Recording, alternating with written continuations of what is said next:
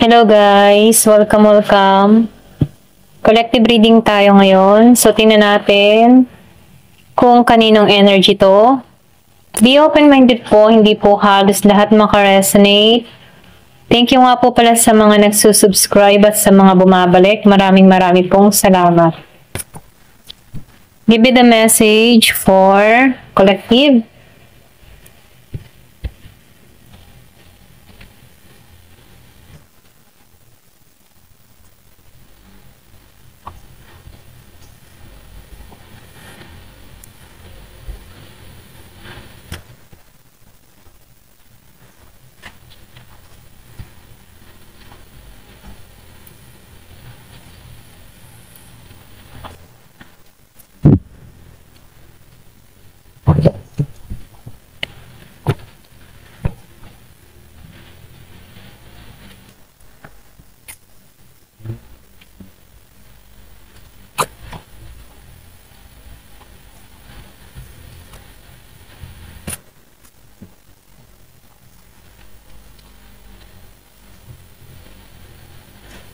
Meron ako nakikita dito, may Scorpio, merong Cancer, merong Pisces, meron ding Aries, Leo, Sagittarius, merong Gemini, Aquarius, and Libra. Meron din ako nakikita dito na Virgo, Capricorn, and Taurus. Ayan.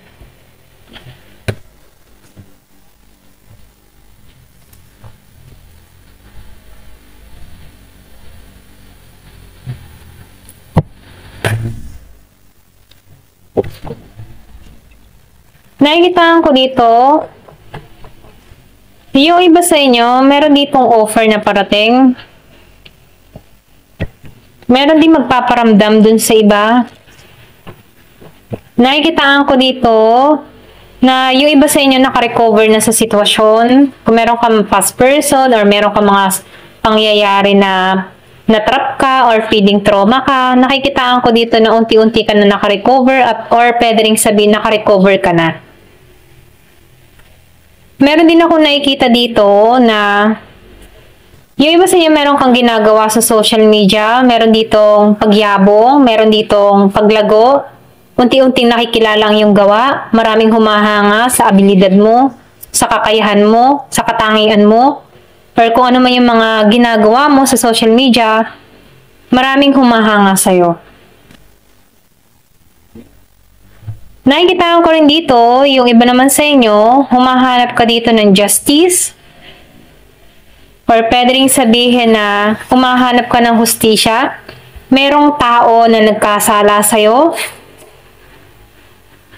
na kung saan hanggang ngayon, nag-iintay ka dito na magkaroon ng hustisya sa ginawa ng tao na to sa'yo. Kung meron kang kaaway, or meron ng away sa'yo, or meron ng loko sa'yo, nagbitray, or kung ano man yung sitwasyon na parang niloko ka, nakikitaan ko dito, nahanap ka dito ng justice. Nakikitaan ko rin dito, yung iba sa inyo merong inaasikaso sa law, meron kang inaayos na papeles, dokumento, usapan. Yan, sa usaping law. Nakikitaan ko rin dito, yung iba sa inyo, meron kang tao dito na walang lakas na humarap sa'yo. Hindi niya maiharap yung sarili niya sa'yo. Pwedeng may takot or pwedeng sabihin na merong kasalanan, merong hiya. Kaya wala siyang lakas ng loob ng humarap sa'yo. Naduduwag sa sitwasyon, naduduwag sa'yo, naduduwag na harapin ka. Malakas yung Libra. And doon naman sa iba, mas nakatuon ka sa financial mo, nakatuon ka sa pagbabago, nakatuon ka sa pag-iipon, nakatuon ka sa future mo. Yung iba, hindi halos lahat. Kasi naranasan mo dito na betrayal or na-betray ka ng taong pinagkakatiwalaan mo, minamahal mo. Natutunan mong ibalik muli yung confident mo, natutunan mo muling umusad. So, nakikitaan ko dito, ito yung dahilan kung bakit mas pinapriority mo na yung future mo, nag-iipon ka para sa hinaharap mo. Yung bang tipong hindi mo na iniisip kung may edad ka na o ano pa man, basta meron kang ipon. Yun, dun ka nakatuon. Kasi naranasan mo ditong mabigo sa pag-ibig, matarider ng mga kaibigan, matarider ng katrabaho. Kaya ngayon ikaw, nakikitaan ko dito na mas nagtitiwala ka lang sa sarili mo at sa kakayahan mo at sinisecure mo na yung future mo. So, nakikitaan ko rin dito, kung meron kang mga dinadalang karamdaman, nakikitaan ko dito unti-unti nang gumagaling. Or pwede rin pinagdadasal mo to. Kung meron kang mga sakit-sakit, nakikitaan ko dito na unti-unti ka nang nakakaraos dito, unti-unti ka nang nakakawala dito sa ganitong sitwasyon. So, nafe-feel ko dito na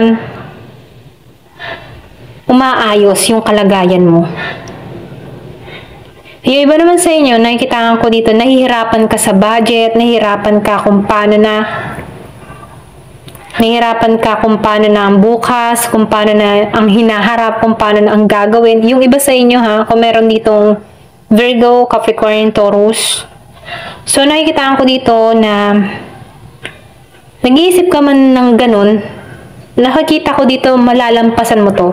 Hindi man biglaan, unti-unti malalampasan mo tong mga pagsubok na kinaharap mo. Yung iba naman sa inyo, nalalampasan na.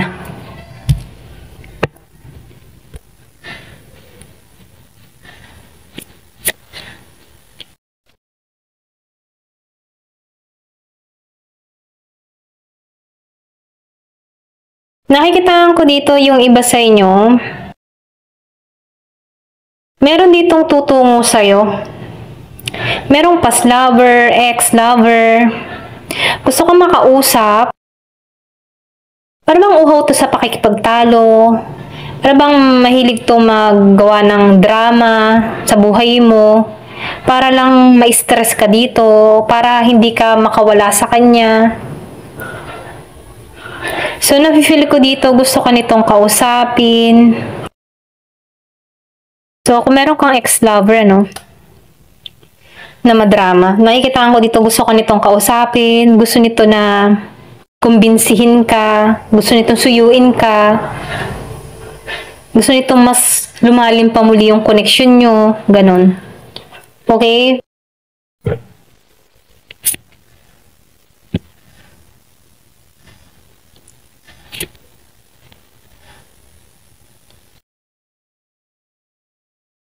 Nakikitaan ko dito,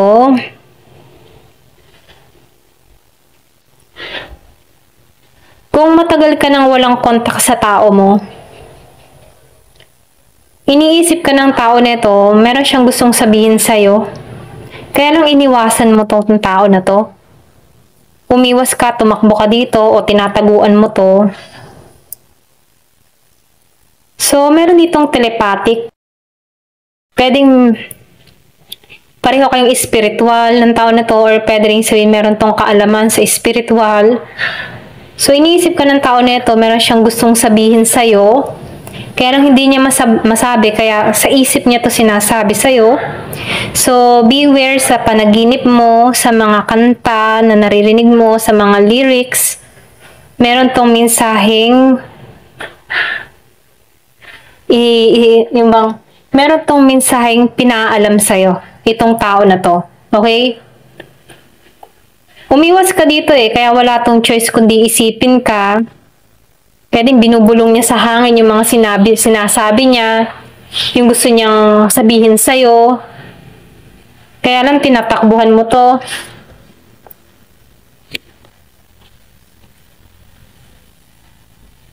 So, yung sinabi ko kanina, meron ditong nag-aasikaso sa law, dokumento, papers, pwede rin sabihin about sa bata, kung sino kung kanino mapupunta yung bata, kung meron kang anak sa tao nito, meron ditong inaayos sa law, okay? about sa government, ito na yung nakikita ko, or pwede rin yung iba sa inyo merong kinasuhan. Nakikita ko rin dito, meron ditong, alam mo yung tipong, meron siyang gusto ng financial support para sa kanyang anak. Meron itong inaasikaso sa law, or meron itong iniintay dito. Ito na yung nakikita ko kung sino man to. So, merong love affair, merong dirty secret dun sa iba sa inyo. Meron kang nakadiling dito na tao, or pwede rin sabihin yung iba sa inyo, meron kang kinasuhan. Kung meron kang kapartner dito, pwedeng kasal kayo ng tao na to. Meron kang nahuli dito, meron tong kadiling, meron tong dirty little secret. Down low, okay, merong love affair. Pwedeng yung iba sa inyo, meron kang inaasikaso sa law, pwedeng divorce, hiwalay. So, meron ditong financial support, ganyan. Ayan, hindi halos lahat ha.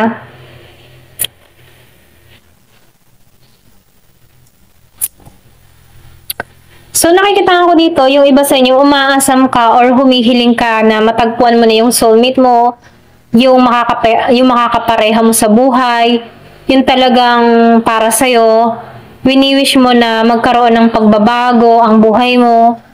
So, umaasa ka dito. Ito lang nakikita ko. Pinagdadasal mo to, or pwede rin meron dito na wish na sana matagpuan na yung tamang tao para sa akin. May ganun ano. Ito lang nakikita ko. Meron ditong humihiling ng ganun.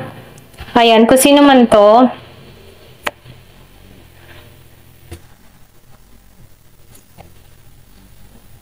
So, nakikita ko rin dito. Marami kang nangyari sa buhay mo. Kaganapan. Okay?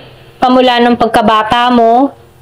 Pero ganun pa man, kahit ano man yung mga nangyari sa'yo nung kabataan mo, nakikitaan ko dito na nakausad ka. Kung nasa saan ka man ngayon dahil dito sa mga experience mo. So, nafe-feel ko dito na andito ka sa moment na meron kang inaayos sa buhay mo, meron kang binabago. Andito ka sa moment na gusto mo na magkaroon ng malaking improvement sa sarili mo, okay? So, hindi ka nag-iisip muna sa kung ano mangyayari pa sa hinaharap yung iba sa inyo, mas nakatuon ka ngayon sa present moment na to, okay?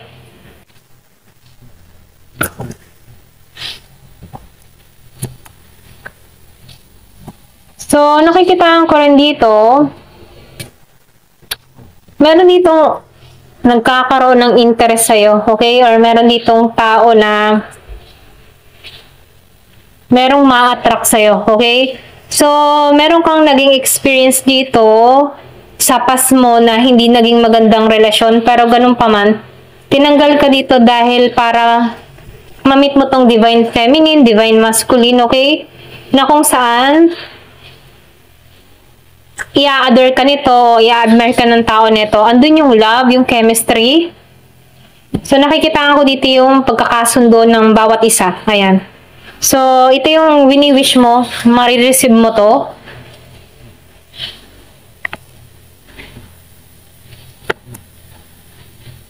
So, nakikita ko rin dito, meron ka ditong tao, yung iba sa inyo, no, medyo obsessive to. Or pwede rin sabihin na meron tong addiction. So, nakikita ko dito na itong tao nito ay mapusok. Okay, kung meron kang kadiling na gano'n, no? So, nakikita ko dito na meron kang tao dito na bago siya maging divine masculine or divine feminine, no, kailangan niyang tanggalan yung kanyang mga bisyo, yung kanyang mga bad habit para maging maayos, ano. Ito lang nakikita ko. So, meron dito obsessed. Pwedeng merong obsessed na tao sa'yo or meron tong mga addiction na hindi niya matanggalan. Pero ganun pa man, nafe-feel ko dito, ginigising na tong tao na to sa mga nangyayari sa kanya.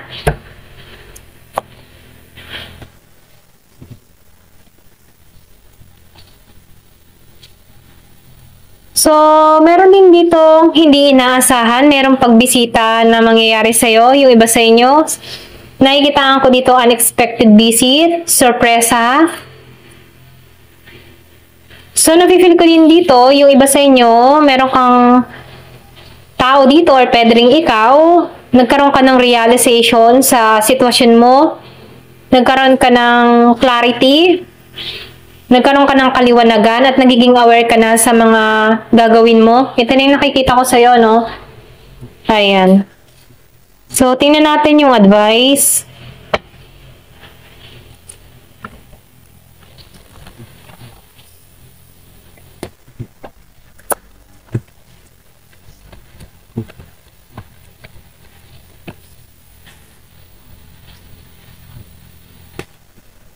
So, meron ditong hindi nakakatulog, puyat, or pwedeng sabihin laging nahihirapan, stress, okay? So, may malaki ng eye bag sa kakaisip or pwedeng hindi siya makatulog. So, stress nga. So, merong stress. So, sinasabihan ka dito, huwag ka magpaka-stress. Kung ano man yung gumugulo sa kaisipan mo, bitaw-bitawan mo muna yan. Intindihin mo muna yung kalusugan mo. Intindihin mo yung sarili mo. Ayan, ito na yung mensahe, no? Meron ditong na-stress na. So, meron ditong gustong humingi ng tawad, takot. Merong takot, pwedeng takot sa'yo, gustong humingi ng tawad. Umaasa to, kaya stress na, kakaisip, di makatulog, inaaibag na. Ayan, so, kasi naman to. Gusto niyo ng renewal, ayan. Meron ditong tao na gusto ng renewal sa'yo, stress na siya. Humihiling to na pagbigyan mo siya. Ayan. Kaya lang may takot. Pwedeng takot siya sa mga sasabihin mo, sa susumbat mo. Ayan, ito na yung nakikita ko. Thank you for watching. Love and peace.